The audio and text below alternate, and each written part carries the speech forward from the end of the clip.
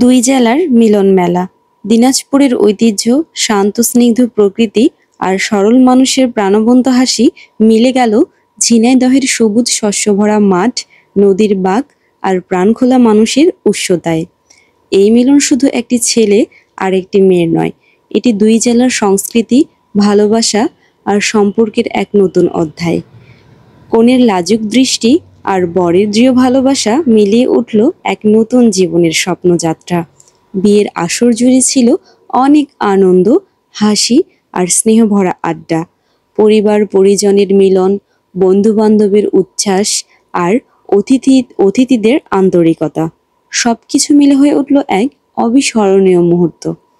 এই বিয়ে আমাদের মনে করিয়ে দিল, ভালোবাসা কোনো সীমানা মানে না। এক জেলার কন্যা আরেক জেলার পুত্রের মিলন আজ এক সেতু বন্ধন, যা দুই পরিবারকে নয়, দুই জনপদকে আরো কাছাকাছি টেনে এনেছে। আশীর্বাদ থাকুক এই নবদম্পতির নতুন পথ চালায়, তাদের জীবন হোক ভালোবাসা, শ্রদ্ধা আর সুখের রঙে রাঙানো।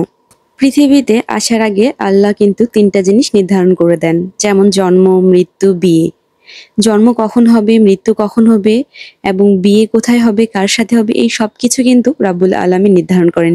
আমরা আগে থেকে কিন্তু কেউ বলতে পারি না বা জানি না, কিন্তু এটা কথা সত্য যে কর্মের উপরেই আল্লাহ ভাগ্য নির্ধারণ করেন মানুষের। কণিকা আপুর বাসা কিন্তু দিনাজপুর জেলায়, আমাদের বাসা কিন্তু দিনাজপুর জেলা। আমি কিন্তু দিনাজপুর জেলার মেয়ে, আর কণিকা আপু দিনাজপুর জেলারই। তো দিনাজপুর জেলার মেয়ের সাথে কিন্তু ঝিনাইদহের ছেলের বিয়ে। তো আপুর হাজবেন্ড কিন্তু ঝিনাইদহের। আসলে আমরা কিন্তু এক জেলার মানুষ আরেক জেলার মানুষের সম্পর্কে একটু কমই জানবো। যখন আমরা মিশবো এক জেলার মানুষ আরেক জেলার মানুষের সাথে, তখন কিন্তু জানতে পারবো যে এই জেলার মানুষগুলো কেমন, তাদের আচার ব্যবহার কেমন, তাদের সংস্কৃতি কেমন। যতক্ষণ না আমরা মিশতে পারবো না ততক্ষণ কিন্তু আমরা বলতে পারবো না। কিন্তু এখানে যখন বিয়েটা হইলো, আমি কিন্তু ঝিনাইদহের মানুষের সম্পর্কে আমার কোনো ধারণাই ছিল না। কিন্তু বিয়ের মধ্যে গিয়ে আমি যখন তাদের সাথে মিশলাম, কথাবার্তা বললাম, আনন্দ করলাম, আসলে তখনই আমি বুঝতে পারলাম যে না, তারা অনেক বেশি ভালো।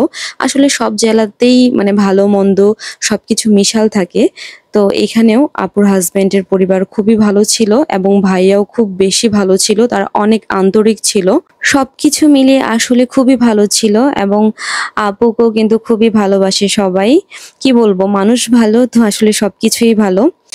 যাই হোক, আপুর জন্য অনেক দোয়া ও শুভকামনা রইল। আপু নতুন জীবন শুরু করেছে, তিনি সুখে থাকুক, ভালো থাকুক, সেটাই আমি দোয়া করব। ভাইয়া যেন সবসময় আপুকে সাপোর্ট করে, আপুর বিপদে আপদে থাকে, আমি সেটাই আর কি দোয়া করব। বিয়ে মানে আসলে আনন্দ। তো এখানে বিয়ে বাড়িতে গিয়ে আপুর বিয়েতে আমি ভীষণ অনেক মজা করেছি।